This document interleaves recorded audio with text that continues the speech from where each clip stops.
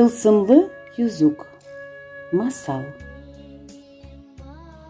Бір заманда бар екен, бір заманда жоқ екен, бір көйлінің қарысы қасталанып өле.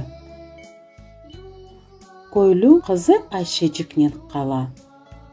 Айшечик дүлбер, мераметли и ишкир қыз екен.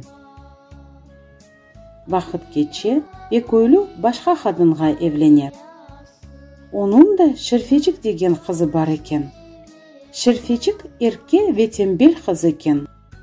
Огей анасы Айшечикні севмей, көйліге қызыны даққа ташлап келмесіні емір ете. Көйлі қызыны даққа ташлап келе.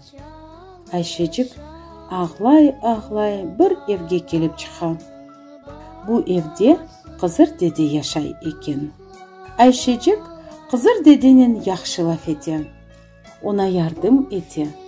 Аш пішіре, ev жиыштыра, чамашыр юва.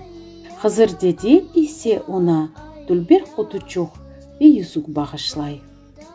Evге келген соң Айшечик yüzükні құтучуққа қоя, құтучуқ балабан сандыққа чевірле. Бақсалар içi çeşit türlü urbalar, ayakkabılar ve kıymetli ilvanlar dolu. Bu zenginlikni көрген өгей ана өз қызыны да даққа алып кетмеге аққайына мecbur ете. Şerfecik дақта қызыр дедені көре. Серіліп ятқанже, мұна тез бақшышлар тақыштырып бер, дей.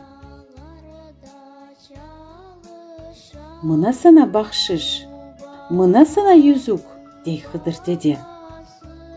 Ve құтучықнен yüzükні Şerfecikке бере.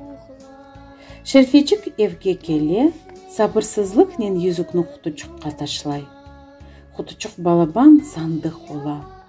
Сандықтан есе бақалар атылып чықалар.